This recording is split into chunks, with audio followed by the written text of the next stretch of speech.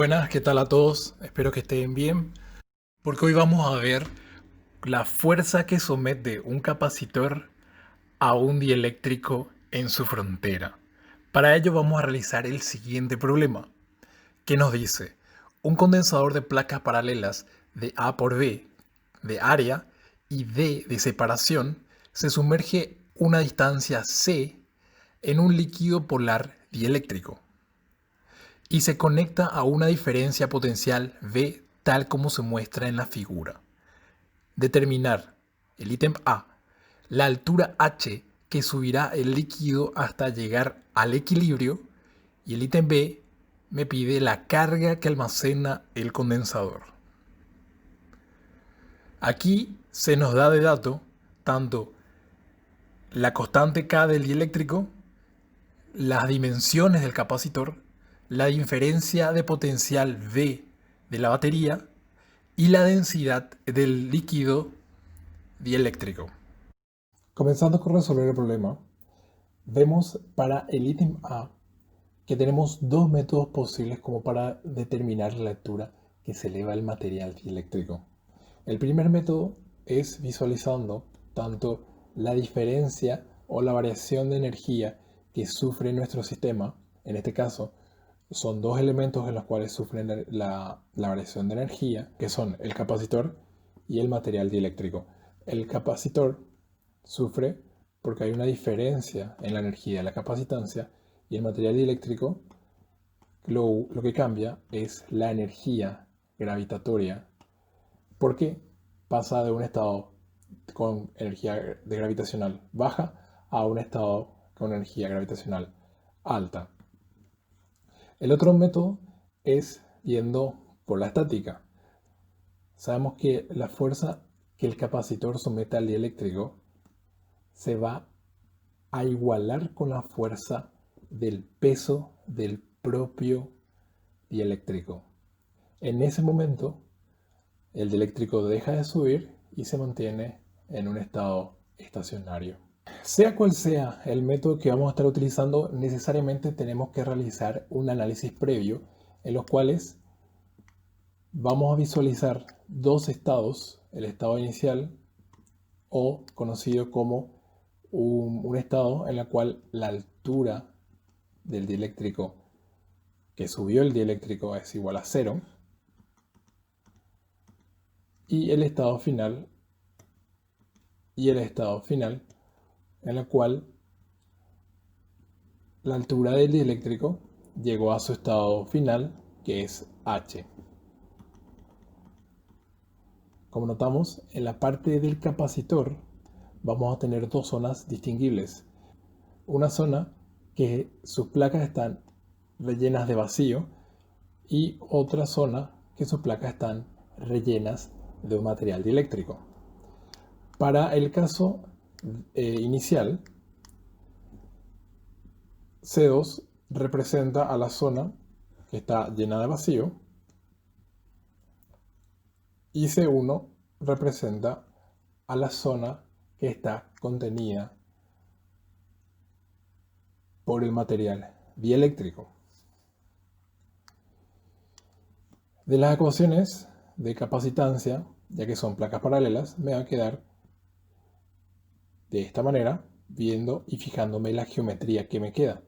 Aquí hay que notar, ya que esto está en el vacío, esto va a ser la permitividad eléctrica del vacío.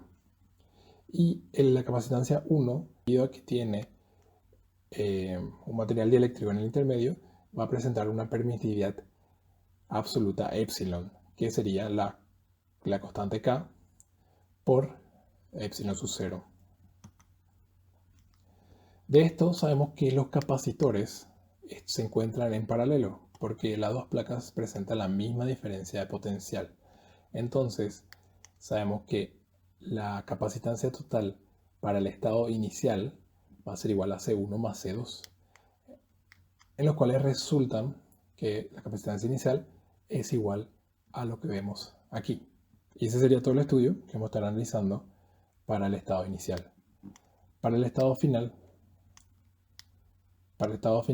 ocurre lo mismo, solamente que, como habíamos como habíamos preestablecido, llega el dieléctrico al equilibrio, sube hasta una distancia h.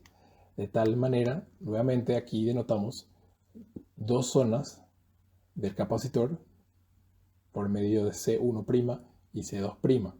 C2' le corresponde a la zona que está en el vacío y C1' corresponde a la zona que llena del dieléctrico. Aquí se genera de la misma manera y de la misma manera determinamos tanto C2' y C1', porque nuevamente es un capacitor de placas paralelas, una zona está en vacío y otra zona está en el dieléctrico. Aquí nuevamente esos dos capacitores, en este caso C1' y C2' están en paralelo, entonces la capacitancia total en el estado final va a ser igual a C1' más C2', en los cuales resultan a esto que está aquí. Si es que elegimos el método de la energía o la variación de la energía, primeramente la energía o la variación de energía del capacitor va a ser igual a esto. Como tenemos un potencial constante, vamos a utilizar esta ecuación de la energía que almacena un capacitor en función de la diferencia de potencial de las placas. Y notamos que la variación de la energía va a depender exclusivamente de la variación de la capacitancia del estado inicial y el estado final. Entonces sabemos que la variación de la capacitancia va a ser igual a la capacitancia final menos la capacitancia inicial.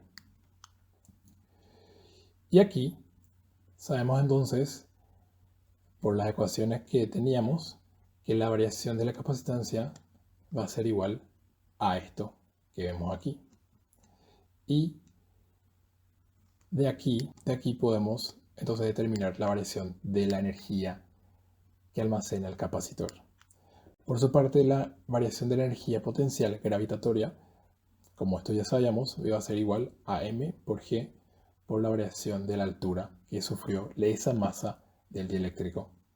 Esa variación de altura va a ser simplemente la altura h que sufrió mi material dieléctrico, y esto entonces se puede igualar aquí.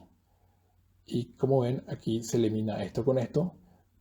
Se me va, sí, la variable h de alguna manera, pero dentro de esta m y utilizando la densidad se encuentra esa variable h.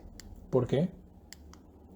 Porque nosotros sabemos que la masa es igual a la densidad volumétrica por el volumen, donde el volumen no es otra cosa que h por v por d. Esto sería el volumen de la masa que se eleva del dieléctrico. Entonces la ecuación se ve de esta manera y aquí aparece nuevamente la variable h. De esta ecuación simplemente despejamos esta variable h y tenemos el resultado del ítem A, utilizando el método de la variación de la energía.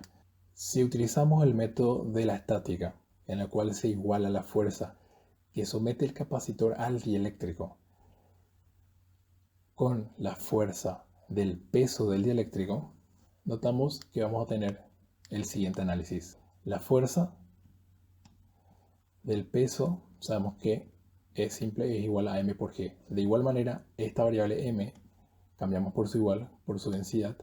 Sabemos que el volumen va a ser igual a esto que vemos aquí, que es h por v por d. Nuevamente aclarando que eso es el volumen del dieléctrico que se elevó. En cuanto a la fuerza que somete el capacitor al material dieléctrico, esta se define de esta manera.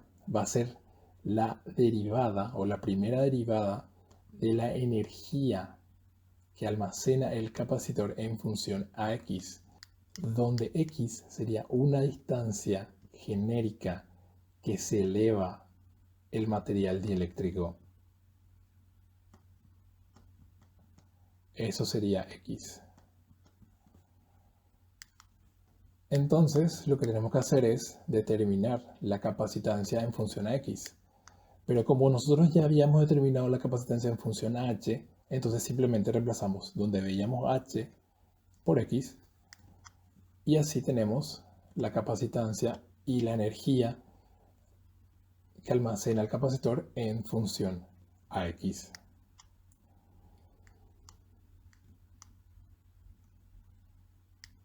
La energía en función a X nos queda de esta manera. Entonces lo que aquí simplemente tenemos que hacer es derivar utilizando y aplicando la primera derivada con respecto a X. Nos queda que la fuerza que somete el capacitor al material dieléctrico es la siguiente.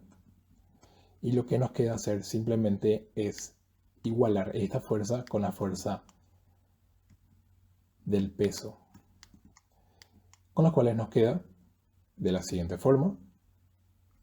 Aquí nuevamente se elimina la variable V, que sería la profundidad de mi capacitor, y la altura que se eleva el dieléctrico es la siguiente, y es exactamente igual a lo que nos salió utilizando el método de la variación de energía.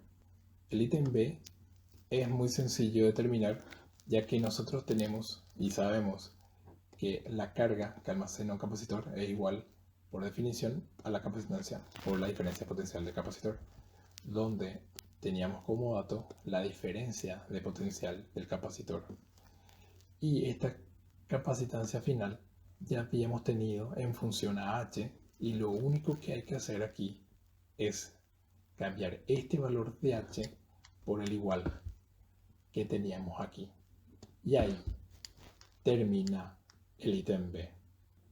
Y con esto concluye el problema. Este sería el ítem B y termina aquí.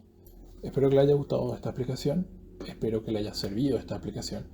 Y nos vemos en la siguiente clase.